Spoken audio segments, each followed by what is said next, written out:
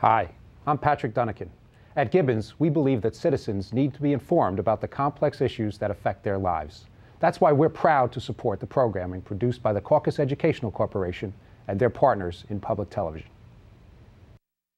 Funding for this edition of One-on-One with Steve Adubato has been provided by the New Jersey Education Association, working for great public schools for every child, Wells Fargo, the Adler Aphasia Center, PSE&G, committed to improving New Jersey's economy and strengthening its communities, New Jersey Manufacturers Insurance Group, auto insurance, homeowners insurance, and banking under the principle of stewardship.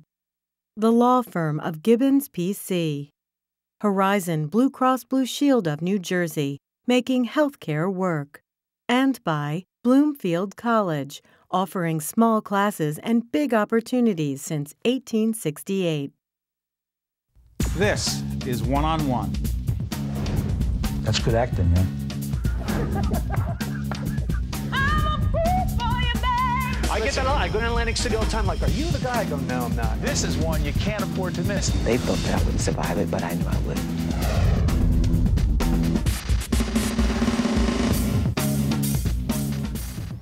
Hi, folks. I'm Steve Adubato. This is a very special half-hour program that I have a feeling will have a great impact on you.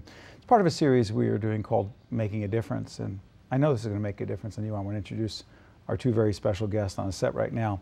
Michael Maron is President and Chief Executive Officer of Holy Name Medical Center, and Dr. David Butler is the Chairman of the CRUDEM Foundation. CRUDEM stands for? Center for the Rural Development of Milo. Milo is in? Small town in northern Haiti. And Michael, we're going to be talking about Haiti, but also in particular a hospital in Haiti where there's a very direct connection between your hospital and theirs. The name of the hospital is? Hopital Sacre Coeur, which is in Milo. It's a 120-bed hospital. It's been around for about 25 years. Originally started by a surgeon outside of St. Louis with the request of the Archbishop of Cap-Haïtien to meet the needs of the community there.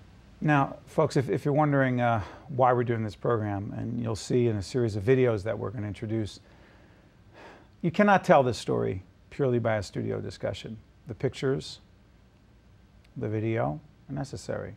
You know about the earthquake. You know about the devastation in 2020, in 2010, first time that Michael went there. But Dr. Butler's been going there for how long? Since 1992. The need is great. The impact is severe. The suffering is hard to imagine. So what we're going to do is show you a series of videos and make it clear that there's a connection between your hospital and the hospital there. Okay. We'll talk about that connection, why that connection, how long that connection has been going on, and more importantly, what you can do. Doesn't matter where you live, anywhere in the states that we are seeing, what you can do to make a difference. We're not going to turn this into a telethon, but the question is, why do we do the series called Make a Difference? So you can make a difference. The first series, the first video, and help us introduce this. This is a, we call this Kylene's story. Mm-hmm. Kylene is a young woman who is suffering. Correct. In pain. Yep. Like many of the patients. Very common.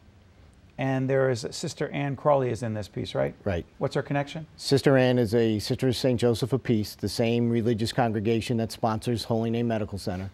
And her and Sister Maureen Boggins, right around 2010, had made a commitment to make Milo and Hopital Sacre Coeur their ministry. So they live there full time, 365 days out of the year, occasional trips back to the States to recharge their batteries. But here you have two 70-year-old women who have made life's commitment to this community.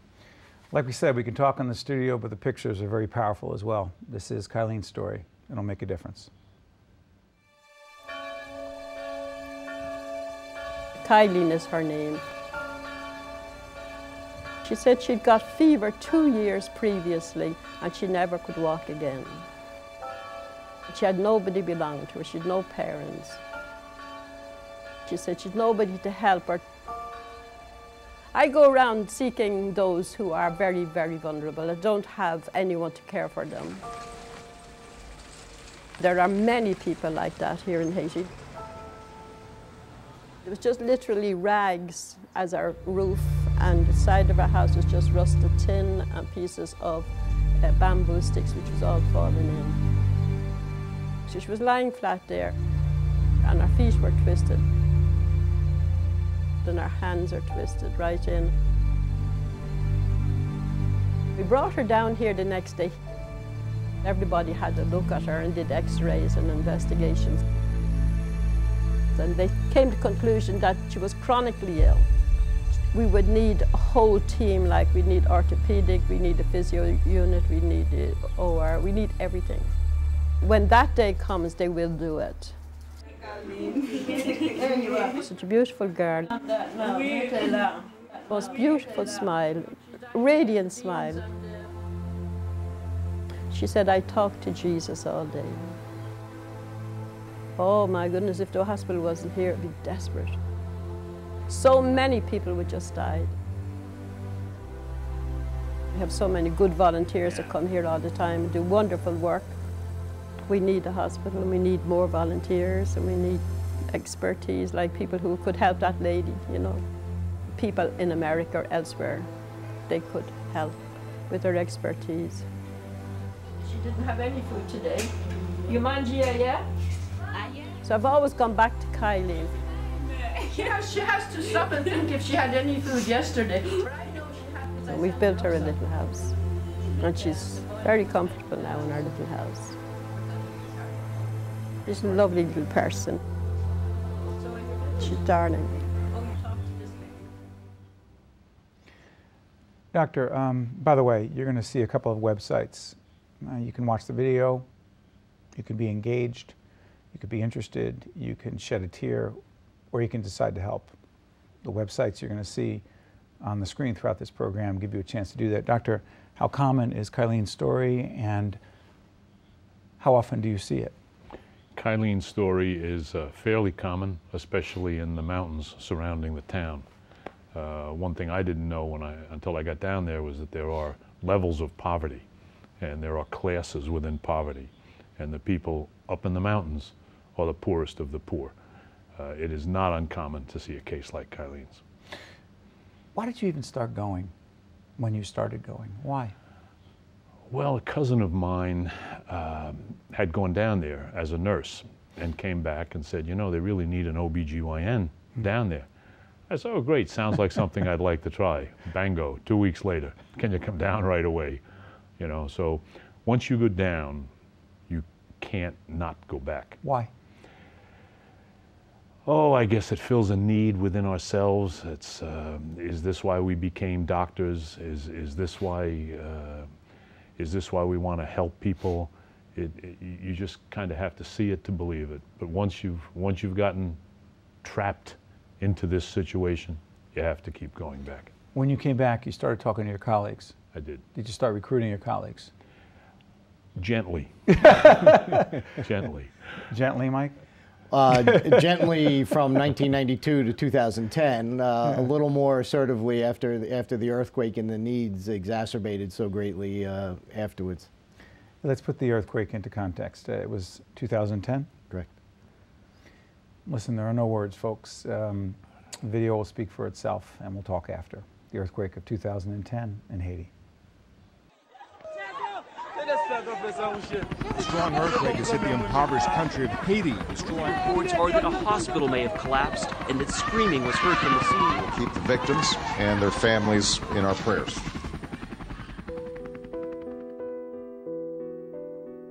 At a magnitude of 7.4, the earthquake that struck Haiti in January was the most severe experienced by the island in over 200 years.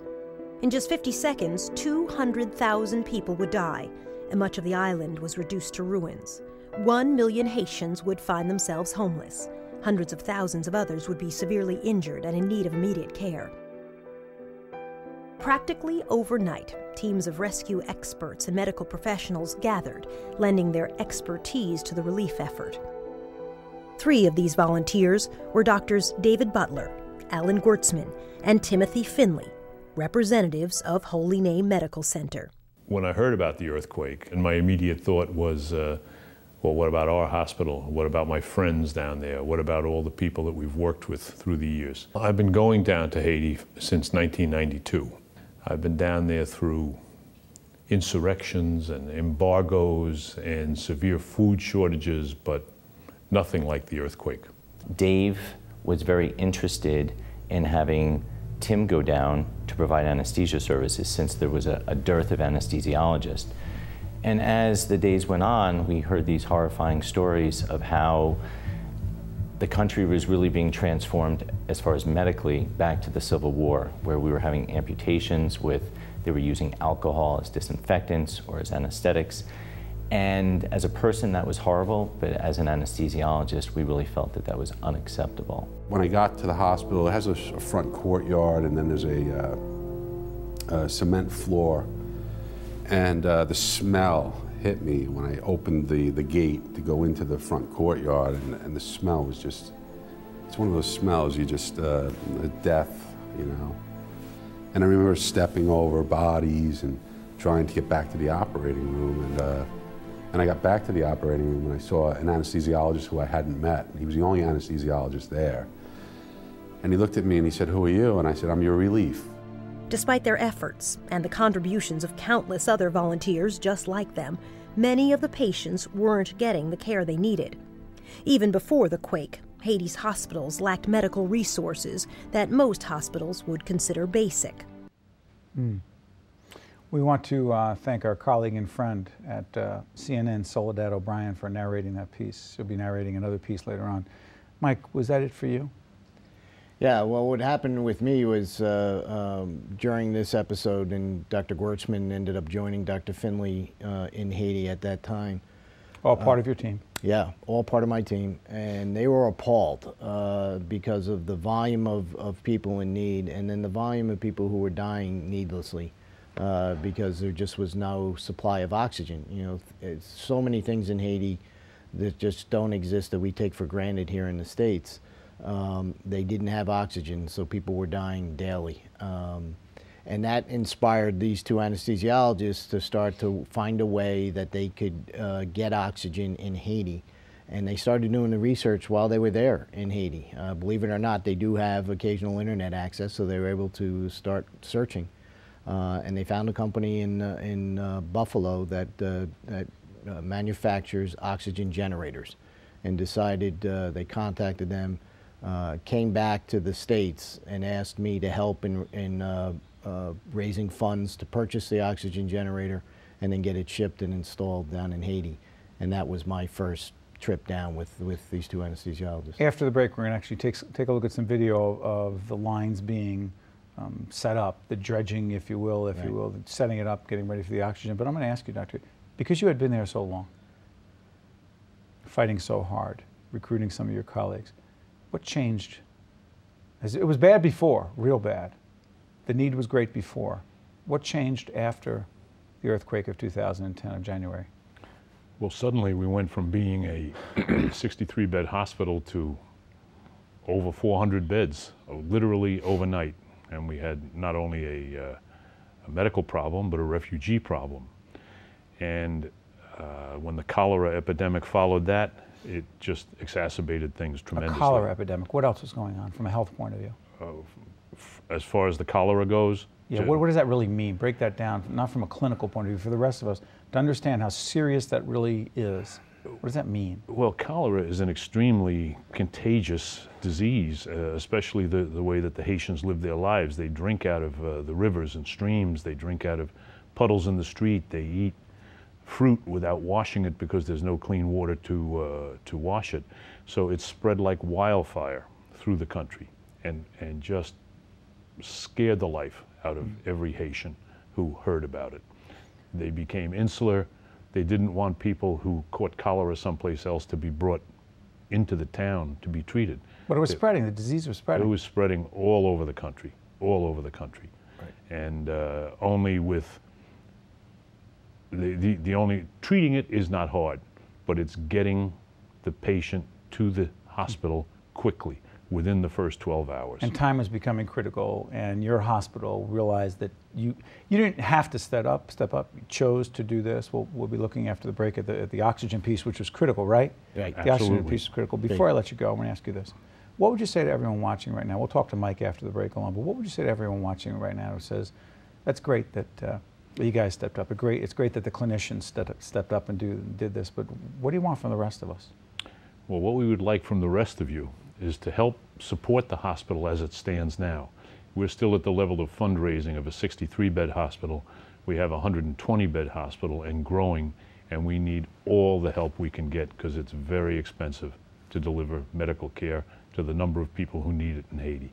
Well, Dr. Butler, you've been doing it for many, many years, and you may have said that you gently tried to recruit your colleagues, but we'll gently and a little bit further than that try to encourage viewers to try to make a difference throughout this program and others, and we applaud you for your efforts. Thank you. Thank you very much, Steve. We'll continue in our discussion talking about this incredible story in Haiti, but also connected back to those of us in the Northeast through Michael and his team, and also asking this question: what can and what will you do to try to make a difference? That's your choice. Listen, I know there are a lot of causes. This isn't a telethon. It's a question of, can you make a difference? We'll continue to put the information up on the screen, and the choice is yours. We'll be back right after this. If you would like more information on this program, or if you'd like to express an opinion, email us at info@caucusnj.org. Visit us online at oneonone.org. Or find us on Facebook at facebook.com/Steve Adubato, PhD. Welcome back. I'm Steve Adubato. This program is a very special Make a Difference program. I'm pleased to be joined again in the studio by Michael Maron, who is the Chief Executive Officer, President of Holy Name Medical Center. We're talking about Hopital Sacre Coeur. It's in Haiti, suffering for a long time. We talked about the earthquake. Again, you'll see information on your screen as to how you can make a difference. We were just talking during the quick break that one of the organizations, a partner of ours, a sponsor of ours, United Water, Jump In, Baba Aquila, what are they doing? So they've had a presence in Haiti. One of the clear demands and needs that we've identified is for public sewage management, water management, solid waste management, gray water, black water management. And they have the resources to do that, so they're going to work with us to plan a whole system around Milo to solve those needs, because it's a big problem today. What is happening on the oxygen end, and why is it so important to the hospital? Okay, it's important because there is no oxygen in Haiti. The only way they can get oxygen, it gets shipped in large containers and tanks, and then you have to distribute the tanks. So when a crisis occurs, those tanks disappear. We were able, it is possible, and equipment exists to generate your own oxygen. You take the air, you extract the pure oxygen out, and you get about a 98% oxygen, pure oxygen solution from doing that. So we purchased, through funds that were generated by the employees and the medical staff at Holy Name through a small fundraising campaign, we purchased this oxygen generator. Through the generosity of Royal Caribbean cruise lines, they shipped it down to Haiti in one of their cruise ships for free, because it's large pieces of equipment. We got it to the hospital, and we had to install it in a facility compound that's actually across the street from the hospital. It was the only place to put it. And you actually went down there and did that? I went down there, right. What was that like, real quick? Mind-blowing. That was my first experience, and as I left the airport to drive up to the hospital, it's about, today they actually paved some of the road. My first trip it wasn't paved, so what should take about 20 minutes took over 2 hours because of the potholes and the bad road conditions. Very first text I sent back to my family when I was there was, this place gives a whole new meaning to poor. I'd never seen anything like it in my life. But it grabs you, and there's a spirit there. So for all the negative forces that exist, there is this incredible positive force, the spirit. We saw it in the Kylene video, where you see someone who's suffering, yet she smiles and she laughs and she sees the goodness that exists. You see that compounded day after day after day. You know, it's interesting, Mike, it's a great segue to the video you're about to see, and we simply call it the Haitian way of Milo. Haiti, it's an amazing place. Looking at it on video is one thing, but Mike has lived it along with his colleagues and Dr. Butler and others. Take a look at it. It's good stuff. Mike, I've got another piece of video that really is the call to action, if you will, but I've got to ask you, when you see that, what are you feeling? The same. Every trip, I mean, I was there 6 times in 2012. Every trip I go, you feel it, you see it. These people suffer. They see goodness in life nonetheless. And all they're looking for is a consistency and a commitment that's sustaining, not fleeting. So if you look at Haiti, we talked about the earthquake. In 2010, interest awareness peaked. Funds flowed. Not a lot of evidence of funds flowing into Haiti, but funds flowed. And even within the CRUDEM organization, ours, we saw interest and we were able to raise money. But apathy set in very quick and it disappeared. And all that money went away. And so for the Haitians, they've been the victims of a lot of false promises. A bad case of good intentions, as one of our colleagues said once, because it's fleeting. And so our involvement in what we're trying to do and what ours is to keep it alive, keep it aware, and we will be the foundation to provide consistency, to provide a discipline, and to provide a sustaining future for these people so it's not a false promise. Perfect way to look at the last piece of video that asks you to jump in and make the connection between the hospital and how you can help. Let's take a look at it.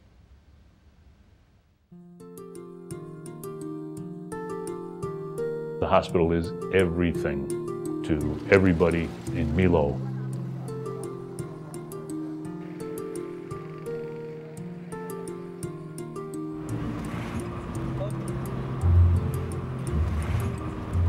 The hospital provides leadership. It provides health care. It's the only medical care that people know.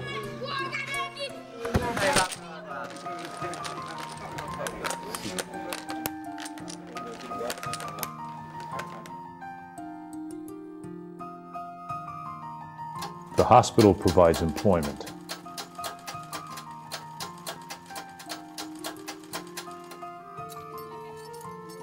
Go up on the mountain and look, it's the only economic force for as far as you can see.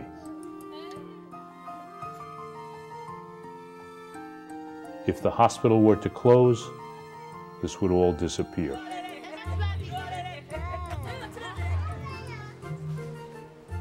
Hopital Sacre Coeur is the only government the people of Milo have. Hopefully we've made a difference. Mike, what do you want to say to everybody watching right now? So I just encourage everybody to go to those websites, donate what you can, and then spread the word. We don't want apathy to set in anymore. The more where people are, the better it will be, and funnel them to us to help coordinate this effort.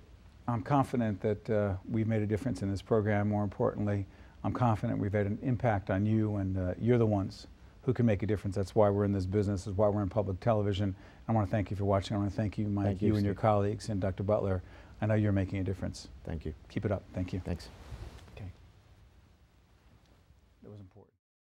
Thanks for watching. Now let's continue the conversation about this and other important topics and issues on Facebook. Visit my page at facebook.com/Steve Adubato, PhD. One-on-One with Steve Adubato has been a production of the Caucus Educational Corporation, celebrating 25 years of broadcast excellence. Funding for this edition of One-on-One with Steve Adubato has been provided by the New Jersey Education Association, working for great public schools for every child, Wells Fargo, the Adler Aphasia Center, PSE&G, committed to improving New Jersey's economy and strengthening its communities, New Jersey Manufacturers Insurance Group, auto insurance, homeowners insurance, and banking under the principle of stewardship.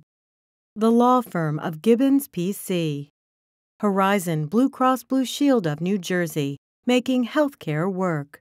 And by Bloomfield College, offering small classes and big opportunities since 1868.